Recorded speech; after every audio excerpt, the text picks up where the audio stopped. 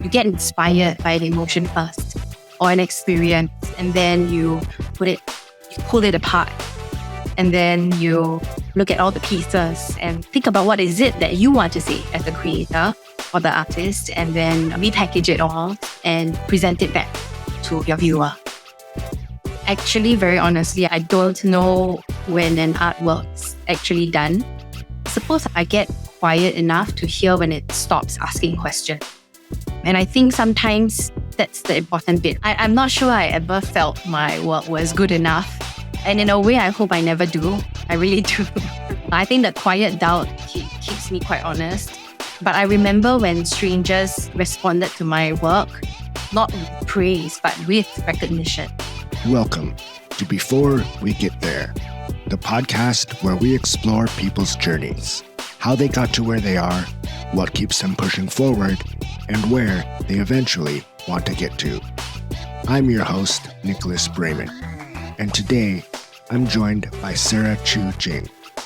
Sarah is a multidisciplinary artist who works with photography, video, and installation, often around themes of isolated moments in contemporary life. We talk about how her projects like Accelerated Intimacy, which featured vignettes of strangers in hotel rooms, are developed, her artistic process, creative careers in Singapore, art education, what AI means for creatives, and much more. Enjoy the show. Hi, Sarah. Thanks so much for joining me today. Hi, thanks for having me. It's great to talk to you. I've spent the last few days looking at a lot of your work, and it's really inspiring, and I loved some of the pieces you've put together. And where I wanted to start is with one of your projects called Accelerated Intimacy, where you had several different people in hotel rooms, and the stories were playing in a very minimalist kind of way. And so I wanted to ask you, because I read that in your prep for that, you talked to a lot of different people and spent hours talking to them in hotel rooms. So can you share the story about how the idea for this project came about and what the prep was like? Sure. So Accelerated Intimacy is actually a piece of work that took many years. So I realized that I was spending quite a number of long nights talking to strangers when I was living in different countries in hotel rooms. So it could be guests, there was staff, and then passerby.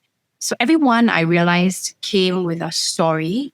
And what struck me most was how people actually wanted to be heard, even if it's just for a moment.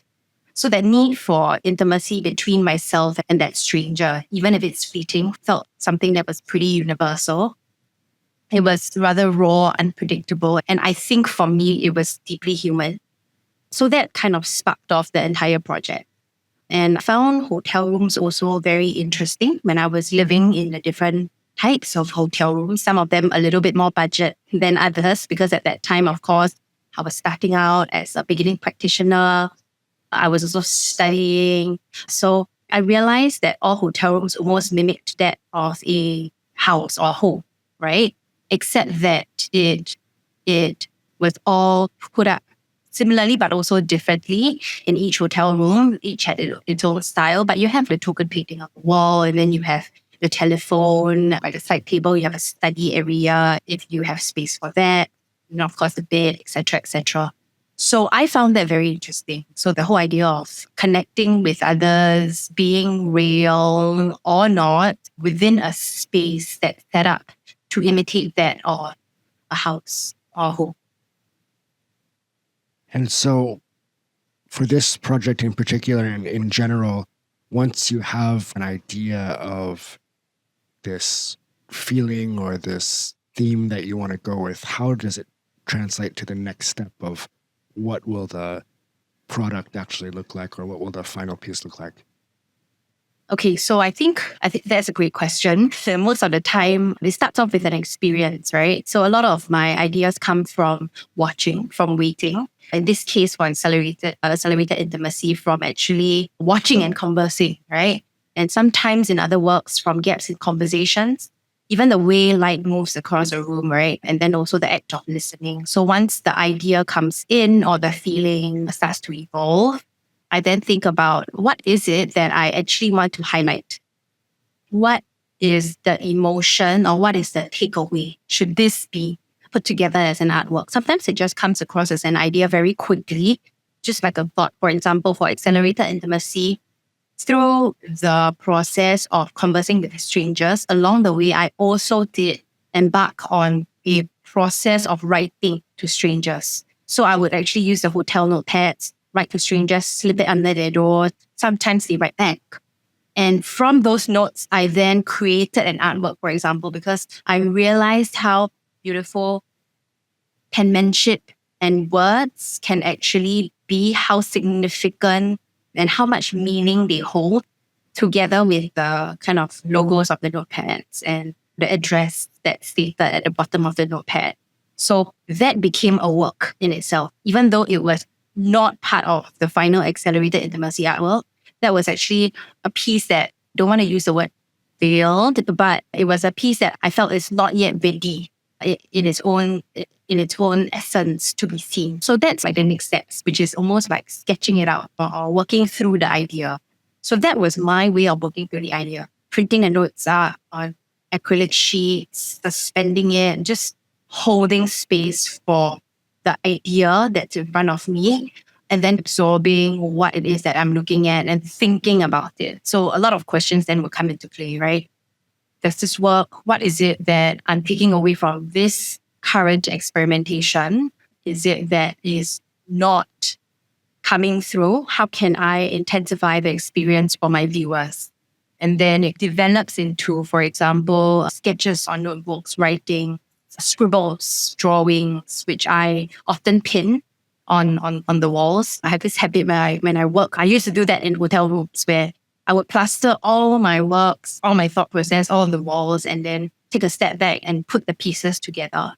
And then once I have a more concrete idea, I then work towards it. I suppose it's not that different from any other work pieces or any other ways and methods of creating a work, whether it is a literary work or a visual piece or a dance performance, right? You get inspired by the emotion first or an experience, and then you pull it apart, and then you look at all the pieces and think about what is it that you want to say as the creator or the artist, and then repackage it all and present it back to your viewer. That's awesome. It reminds me of like a scene from a movie when you have all of the pins and different pieces of paper and everything, all the lines connecting everything. So you mentioned that part of that project, or some of the prep that you did for that project, you thought might turn into part of the piece, but in the end, it wasn't ready, which is one of the questions that I always have for artists is how do you know when something is ready, or you just have to put it out there, or you continue to try to improve it or make changes to get it to like the absolutely perfect state? Actually, very honestly, I don't know when an artwork is actually done. I suppose I get quiet enough to hear when it stops asking questions. And I think sometimes that's the important bit, right? And the tough bit, you have to walk away, let it sit, and then return. I think in my younger days, I don't have a lot of that patience to let it sit, and I just rush into it. But I have to say also that other times you also just know, not because it is done in the sense that it is perfect, but because it is also honest. When it is honest and saying something, even if it doesn't look how you would have imagined it to look. And I think that is okay. It's okay. To me now, I've come to a point where I have come to accept that is when the work is perhaps done. And that's when it's really put out there. I really like that phrase, when it stops talking to you.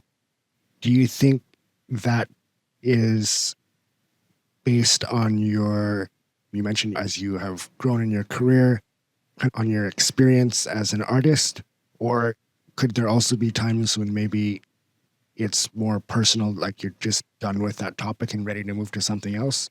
Or is it more really about that piece itself? I think for me, it's habitual. And when I say habitual, I mean because I work in fragments all the time, like in terms of my thoughts, the different work pieces that I'm balancing, also the amount of time needed for each work. So I often work fragments. So I've learned to trust that ritual of returning. So there is that need to be really consistent as well, because I have to create space for myself to keep returning again and again. And even if the work doesn't flow in some way, the habit of showing up kind of creates space for it to just develop and become complete. So I think maybe a part of it has got to do perhaps with experience. Yes, no doubt. I think experience does count, but also that habit and that process of learning to sit with it and be okay sitting with it until it is ready. Yeah. Interesting. And so have there been projects that you've abandoned because they weren't coming out the way that you wanted? I don't think that, I wouldn't say that these are projects that I have abandoned. I would see them as works that have not yet been fully developed and I'm perhaps not ready. So a lot of times I realize the piece that I did not put out will somehow or another creep back in another piece of work, whether as a sub-theme or in terms of the choice of medium or the way I chose to render the piece. It will be put out there ultimately, and finally it's just a matter of time. That's interesting. Was there a moment or a time when you felt like you all of a sudden realized, oh, my work is good enough that I can make a career out of this or I can pursue it full time? I'm not sure I ever felt my work was good enough. And in a way, I hope I never do. I really do. I think the quiet doubt keeps me quite honest. But I remember when strangers responded to my work, not with praise, but with recognition. When someone actually saw one of my pieces and they said, oh, I felt that feeling. That's when I knew it had value beyond myself. And that's when I knew that perhaps I could do or make something of it. I think the other part to your question about perhaps like the building a career around it would also mean some sort of financial returns. So I think for myself, that was a little challenging lesson that I had to learn, which I'm very thankful for my parents for kind of bringing me up that way. So I think when I told them that I do want to pursue art as a career, they did mention and share their concerns with me, as with most Asian parents. And they, of course, taught me the hard way and told me that they will stop providing for me and I'll have to learn how to provide for myself. This is the career that I want to choose. So it came quite naturally because if I need materials, when I need materials, and I do need to eat too, where does the money come from? So if it isn't art, what is it going to be? So I did try odd jobs like waitressing, working in stores, clothing stores, retail stores, McDonald's at some stage, at some point in London, even bartending. And I think for myself, that's the reason why I find this journey so exciting, because I, along the way, realized that I don't really even call myself an artist because I don't really have a label to what I do. Yeah, just a little bit of art, education, and things that I hope inspire others.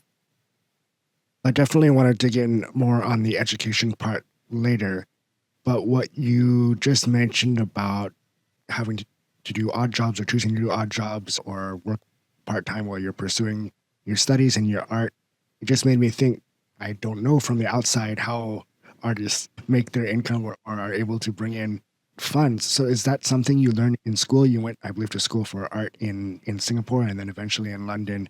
Did they teach that kind of thing in school? Like, how do you actually make a career out of it? How do you, I don't know whether it's through commissions or getting paid by the facilities that are displaying your work or what have you? Or is that, did you have to figure all of that out on your own?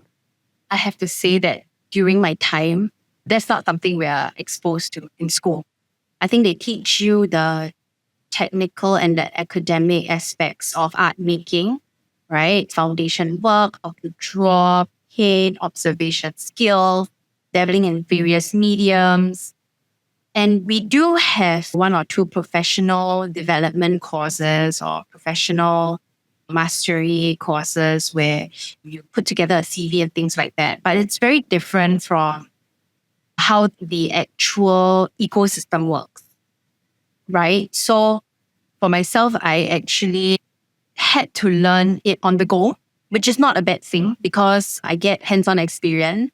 It's like just-in-time learning. You get into an art exhibition or a show, and then the next thing you're asked is how much you're going to price your work. And then you have to figure that out. And then you realize that, oh, how did this person get this show? I remember going to galleries and museums at one point, and I was taking photographs of the text in the exhibition and the brochures where they would acknowledge the curators and also the patrons. And then I would just go back and Google these curators and patrons and figure out how do I get to know some of these people so that they know of my work. And I remember it was at that point in time when I started, I was still in university in Singapore, a local university in Singapore. And I remember school time is the daytime, and then evening I would pack it with gallery shows.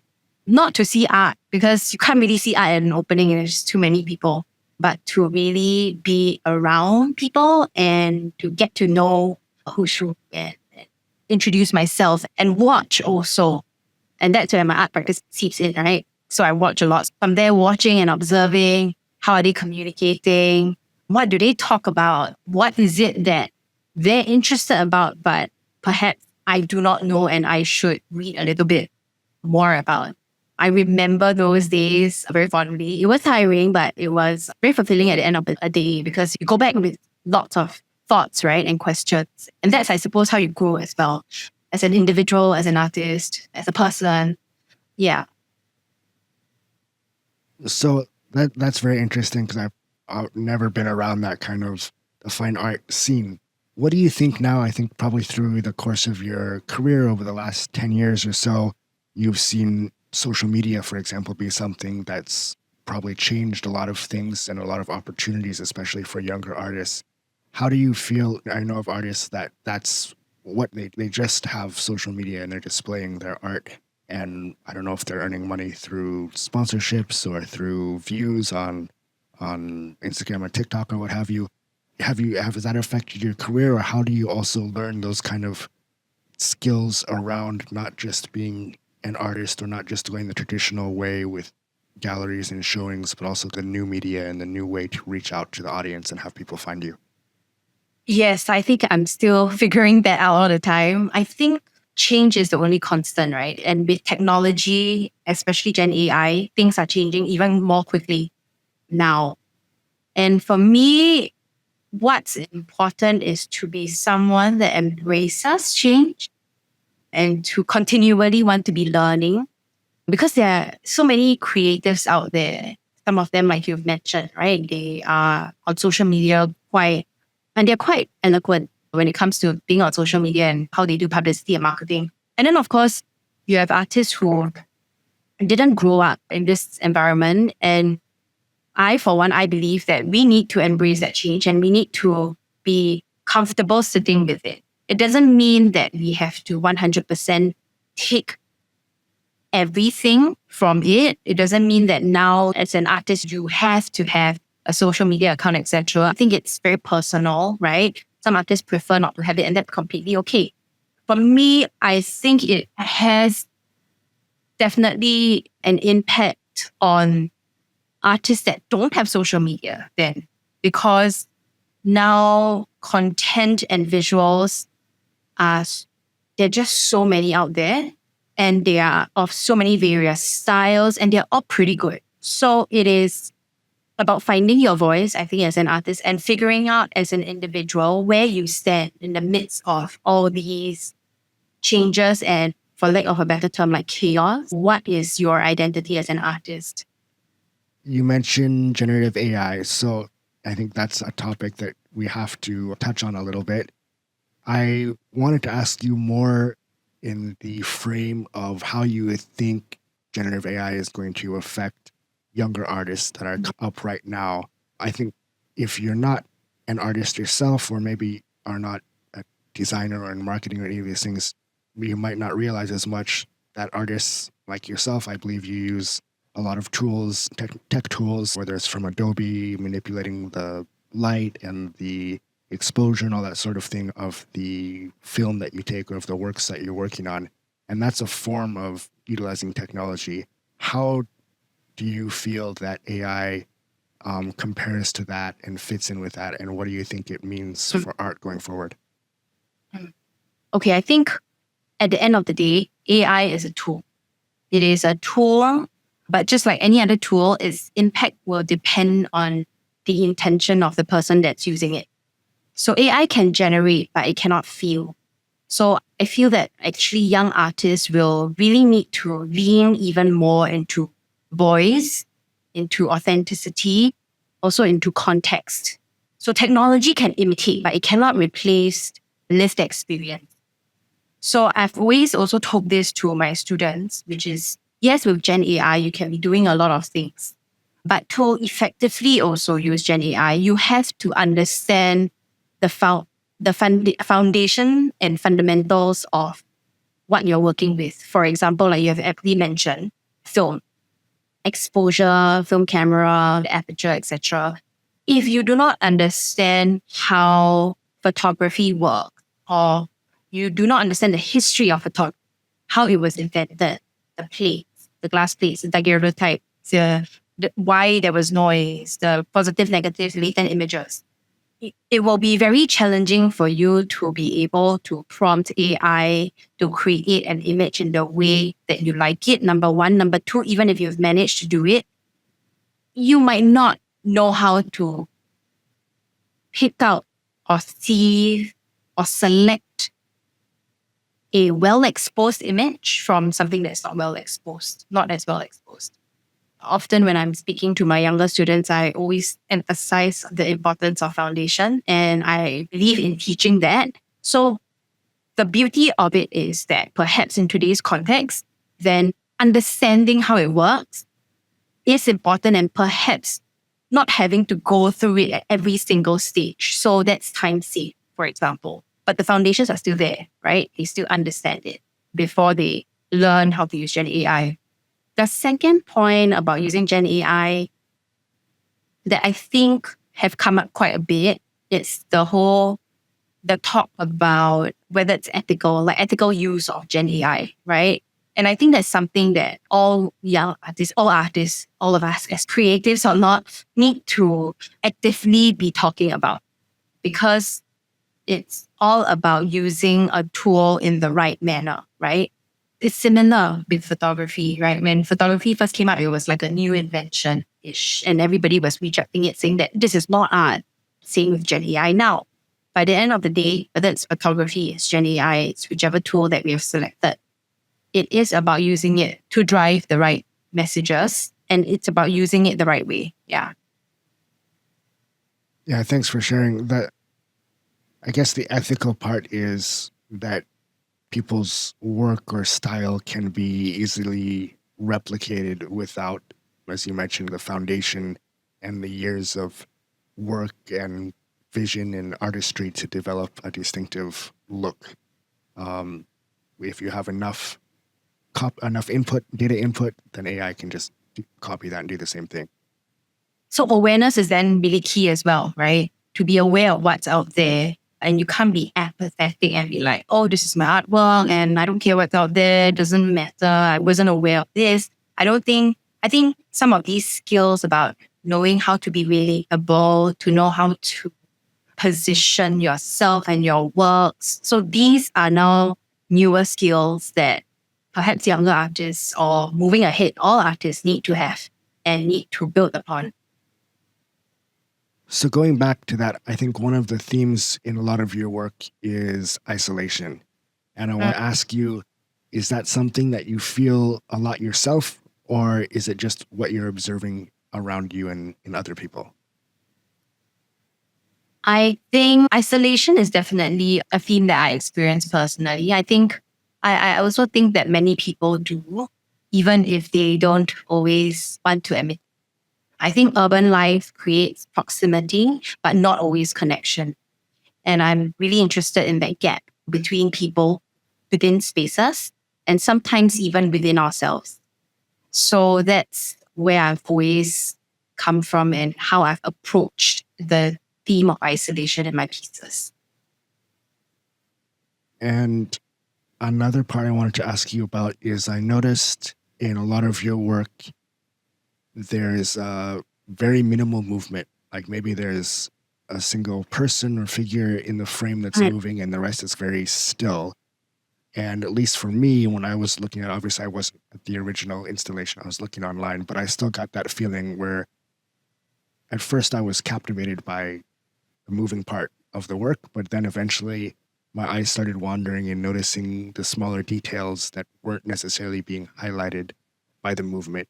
And so I think you work both with video and with film, and so that along that theme and that kind of style, what do you feel is the difference between working with the two mediums, film and photography?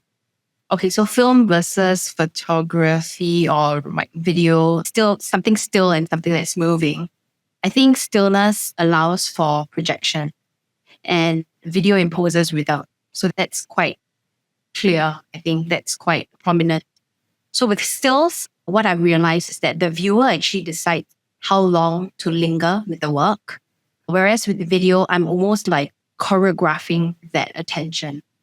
And for me personally, I love working with minimal movement because it creates attention, right? What you have mentioned. Your eyes start to wander to the areas where there's the stillness, and then it goes back to where there's a little bit more movement. And I think that's almost a bit like holding your breath. So then as a viewer, I think you start to notice what you typically or usually overlook. So I think that's something that I realize works for a lot of my pieces. And that's also a feedback that I've gotten from some of my viewers. And I find sometimes when presenting works that talks about a little bit more, or themes that are a little bit more challenging or less easy to digest, or even things that we don't want to address in spoken word, that kind of seduction into what you're looking at works. And that's again back to the idea also of how I see art as a language. To be able to talk about, bring about conversation that we typically struggle with. So it's almost making it more palatable or introducing it in a softer way that people can get their minds around. Sure. Interesting. And another thing is a lot of the work that you do is focused on scenes of Singapore that you grew up with and that you live with now. And I wondered what your thoughts are, or if there's any differences when you're preparing for a piece that's going to be displayed in Singapore, where some of these scenes might bring out like more nostalgic feel versus somewhere overseas where it could be viewed as maybe exotic or new and different to what people are used to view it there. I think that for me, the intention of the artwork will always take precedence, right? So the intention always stays the same. But as you mentioned, that the reception shifts.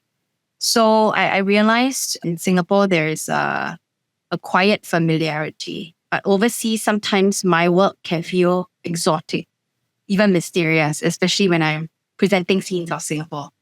So I really try not to cater to that, but I do acknowledge it. But for me, once I have the intention of the artwork stated very clearly, I know what it is that I want to say.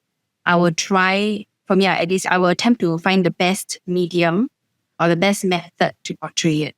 For example, when I was traveling quite a little bit and feeling that sense of alienation in the different cities that I was living in, it just took a glance down at a puddle of water because I just happened to be looking at it. I saw the reflection of a performer in the outfit of the Statue of Liberty, and I felt that scene.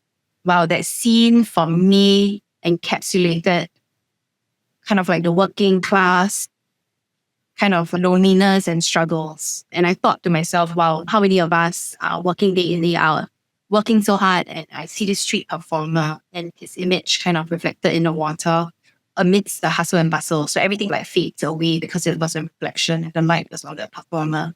So that then sparked an entire series titled Puddles in the City of documentation of stills, photographs of various street performers across the cities that I was traveling in. So I would say my environment does influence my piece. I think I cannot shy away from that. But it is my lived experience, right, that feeds into the work and speaks to the audience.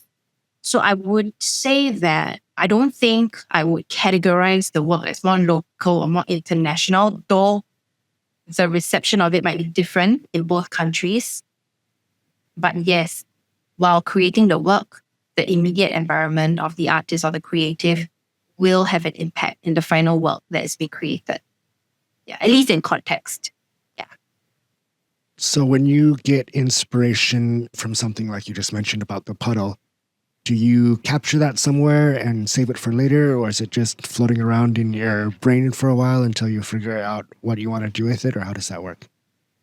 So it happens in various mediums and different manners. So if I have my phone camera and I'm quick enough, I might try and capture it. But sometimes not exactly how I saw it to be, because I saw it in a way and in a lighting that is not reflected in how my phone or how my camera captured it. I then bring it back to my drawing board and then I print it out and I sketch over it. I start to darken the sides. So in my process of in my process of unpacking what it is that I want to say, and in my process of figuring out my thoughts, I often would write and draw on my photographs and on paper. I think a couple of some curators, when they enter my studio, they get a bit surprised because typically photographers, after they print their works, they put it up. They draw, outline a border over the selected choice of image. But for me, I'm working on the surface. So I'm almost coloring, painting, drawing on the photograph as if my photograph that I took was a canvas. And I think that is actually a large part of how I used to work, because I was actually trained as a painter first. So it's very immediate for me to approach something and kind of work on the surface of that particular scene that's before me. And so yes, so to respond to what you just said, sometimes it can exist as just an image, but most of the time I do work on the surface of the image. Sometimes I would sketch. And I think more recently I've been doing voice recording because I realized that sound is also something that is very interesting. Yeah, sound brings out a lot of emotions. And by doing recordings and voice recordings, I'm also activating a very different aspect of art. Yeah, and creative work. So when you physically touch up or manipulate the photograph after it's been printed out, do you then go back and retake it with the ideas that you developed from working with it, or do you then touch it up digitally, or what's the next step? So both.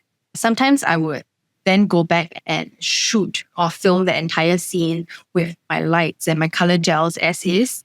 But with most of my works, because they are composites, I do work on them both physically and digitally. I would paint over or I would stitch them up. So an example would be Art of the Rehearsal, one of my panoramic artworks.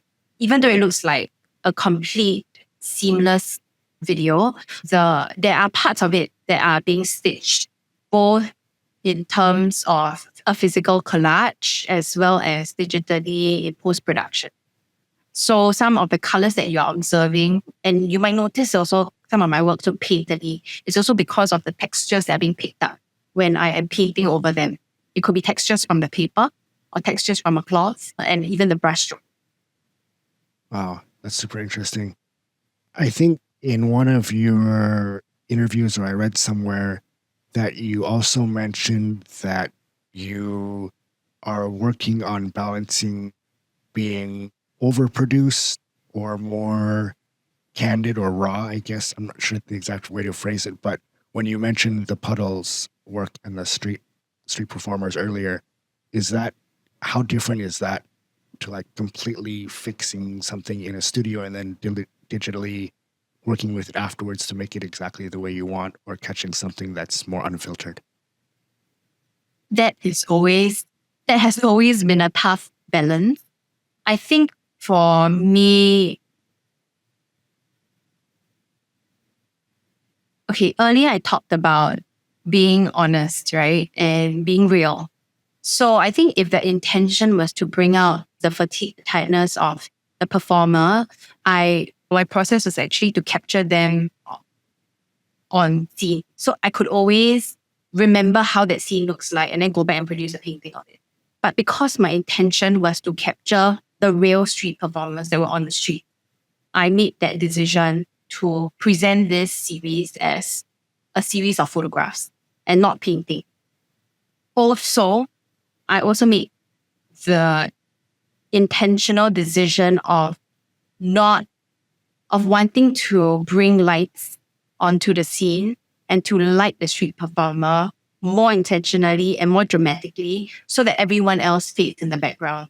So that my aperture, even though it is, my shutter speed, basically, technical points aside, the people in the background with the performer will almost be a blur or will be almost invisible, and the performer will look isolated and alienated. That's right. So again, I will go back to this term, or rather the book, The Medium is the Message by Marshall McLuhan. And so he talks about how it is so important to actually pick the right medium to tell or to convey your intention. And that's something that has always been at the back of my head. Even though I was trained as a painter, I was doing photography and film now, I shouldn't be defined by the medium, but I should have my voice and select the medium that's most appropriate to convey my intention. So in a case where, say, for example, sculpture is the way to go, I wouldn't want to shy away from it. Sure, I might not be the best at it because that's not my expertise. But then I think it would be important for me to then work with a sculptor or a 3D artist to bring that work to fruition. Thank you for sharing. Another part, you mentioned education earlier, and I know that you are passionate about art education, and you worked with MOE before, and I think now with Raffles Institution. And we also talked a little bit about when you mentioned talking to your parents about the decision to pursue art as a career. You may have noticed I'm not originally from Singapore. I've been here for almost 11 years, but I grew up in the US. And again, a lot of the people that I talk to on this podcast is partly because I find it extra challenging and extra impressive when people pursue these non-traditional careers in Singapore, where there's a very set path of how people can live their lives, and you check each box off and you'll live a pretty decent life and be in the middle of the rat race and that sort of thing. So on this topic of art education, how do you see what is needed to push the arts forward to encourage more young people to pursue the arts as a career, or at least have it be part of their lives in a society that's not necessarily known for being very creative and artistic? Okay, I think we need to stop seeing the arts as a fallback. Okay, the arts really teach us to think critically, to feel very deeply, to even imagine alternative futures. And for one, I think that's not soft skills. I think that's survival. I think we also need more representation. So more diverse, maybe local voices, female voices, right? Showing that artistic life is not only possible, but it's powerful. I think back to what you mentioned about pursuing pathways that are not as typical, right? Different pathways. I think that's something that we need to have conversations about. With a lot of, I want to say, grown-ups in this generation, we can't shy away from the fact that we were very much influenced when we were younger and through our education in our younger days. So that's something I also realized, which was if there is something I want to change about how people or Singaporeans perceive perceive art or perceive art making or artistry or creative arts. If there's something that I want to change, it has to start from a young age. Not to say it's impossible now, it's just going to be more challenging because we are past our formative years. So that's also why I have such a deep passion in education, because I think that's where the change needs to start. It needs to begin there. That's not to say that I want to be an educator, to shift mindsets, to influence many to become artists or creatives, because that's not possible. And I don't believe in that. I don't believe that we should be influencing the younger generation to become either a doctor, lawyer, artist, etc., etc. But I think it is more of the appreciation of the art, recognizing its power and its potential. I think that's important. And that's also important in a larger ecosystem. Say, for example, you have arts and ecosystem within a larger ecosystem. You need demand and supply, right? And you just can't have supply and no demand. And I think that's something that I've also realized in observing the way our creative ecosystem works is we have the supply of artists, but it starts to dwindle because there is but there is little demand for that. And we need people who are comfortable and if they are able to support such creatives or artists to be okay to be paying them and to acknowledge the amount of art, the amount of hard work and effort that goes into their craft. And not say that I'm sure I can do this, I only pay this amount, then it's going to be very difficult for such practitioners to survive. Yeah. That's a perfect segue because the last question that I ask all of my guests is, if I talk to you again in 5 years, what would you like to be able to share with me that has happened between now and then that would make you feel like those years were a success for yourself in whatever way you want to define success? Okay, so I'm guilty of this. I have a 5-year, 10-year plan, which I use as a guideline, but I don't follow very closely because things change. But yes, but what would success look like for me? I think in 5 years, if I'm still creating what feels honest, and if I've built more spaces for dialogue between generation, disciplines, and communities, if I've helped a few people, young people, or my peers to feel seen, heard, or inspired to keep going, I think that for me would mean a lot if I have done that in 5 years. I think for me, actually, I think at the end of the day, success for me is depth over noise. There's just a lot of noise in today's context and in society now. So it's really about doing what contributes to something larger than yourself. And that's going to come across maybe strange because a lot of times as an artist, the impression is that you are making a work for yourself. It's self-expression. But for me, my art practice, it is important that I'm contributing to something that's larger than just self-expression, for myself at least. So that for me will then expand understanding instead of pure just visibility. That's not what I want. Awesome. We'll definitely look forward to seeing more of your work over the coming years. Where can people find you if they want to follow you and see your work? And do you have any exhibitions or anything coming up in the near future? Well, I'm actually currently working on a piece of work. There are 2 parts to it. It's going to be a fairly big event / piece of commission. I will not be at liberty to be talking about it right now, but it's coming out in August this year. And if you'd like to, I would love to connect with anyone out there who is interested in getting to know me, having a conversation, or just being friends. So if you'd like to follow me on Instagram at Sarah Choo Jing, that's where I'm on. I'm also on Twitter and Facebook. And I would love to talk about my website. But as I mentioned just now, I've just started trying to get comfortable and understanding branding and design. So I'm figuring out branding and design right now before I go to refine my website. And when that's ready, I'm definitely going to share and post it on social media as well. So that's that. Okay, cool. We'll put all the links in the show notes. And thank you again so much, Sarah, for joining me today. It was great to talk to you. It was great speaking. Thank you. Thanks. Talk to you soon.